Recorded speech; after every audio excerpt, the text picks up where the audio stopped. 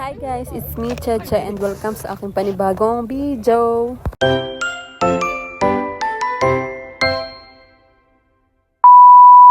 Sa malamig na panahon at kami for today's video ay mangunguha ng buko.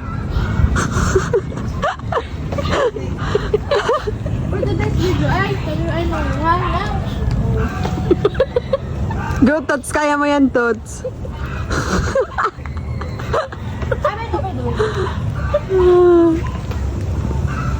Sa bukuhan ni Kent.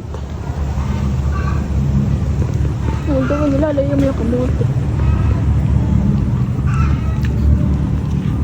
Kamote guys, kamote. It's maiksihan eh. Kaya pimanguha ng buko.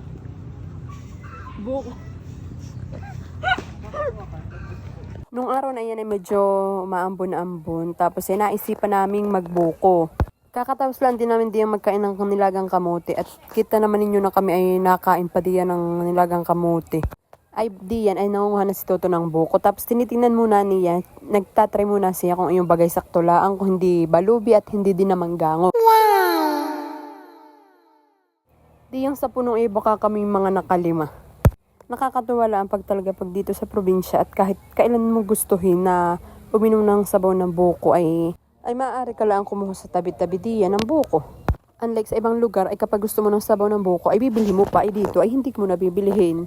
Tapos kami magbabarkada kapag katatapos uminom kinabukasan tapos ay gusto ng buko ay hihingi lang kami kay Kent at sila ang may bukuhan. Ay paano naman kaming wala? At diyan ay kami pa chill-chill lang. Samantalang si Tuton ay hirap na sa buhay. At siya lang ang papakos-pakos. Bunot naman yan.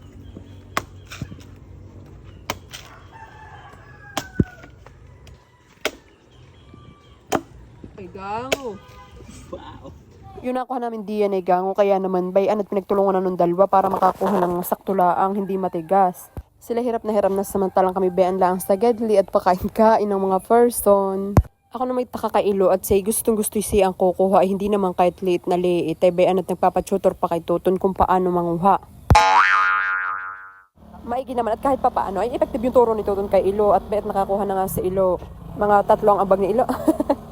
Tapos diyan ay di tayo pa medyo buhat-buhat para naman kahit papaano ay may ambag ang mga persona. Ganda nung nito. Lagong apat ah. Uy, pahingi ako. Wait. Wait lang. Ayoko ano. Tamis kayo.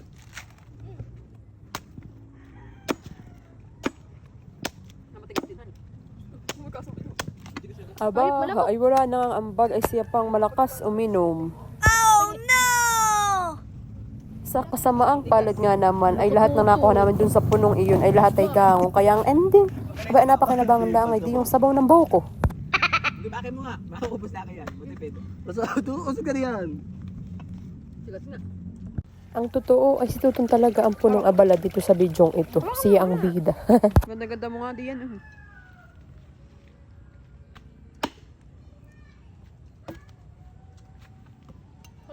Bay, di pa lang mga dahon. Ako rin dahon hapon. Lalagay kong dahon. Anong dahon nga Ang mga Disney princess, kain lang ng kain. Itong isa, hirap na sa buhay. Gango pa yung nakuha. Tamis naman. Yung sabaw. Hindi makakain. Malamok. Bay, matataba naman lamok. Abay, umulam Hindi mo pa. ito mag-story. Akin na kain na. Harap. Bay lang mo. Masarap. Haram nga. At dito naman sa bidyong ito, buhat-buhat ko na ang kawayan dahil kami lilipat ng panibagong puno dahil nga ay gango dun sa isa, edi maghahanap kami ng bago. At diyan ay nakakita si Toto nang sa tingin niya ay ito yung tamang-tamang buko. At bayan ang aming mga kasamang talagang walang ambag.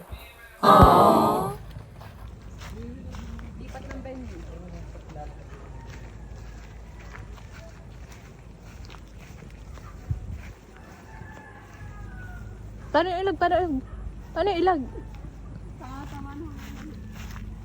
At diyan ay inom na inom ang ating at nakalamang bagay uhaw na uhaw sa panunungkot ay hindi tula ng mga ambag.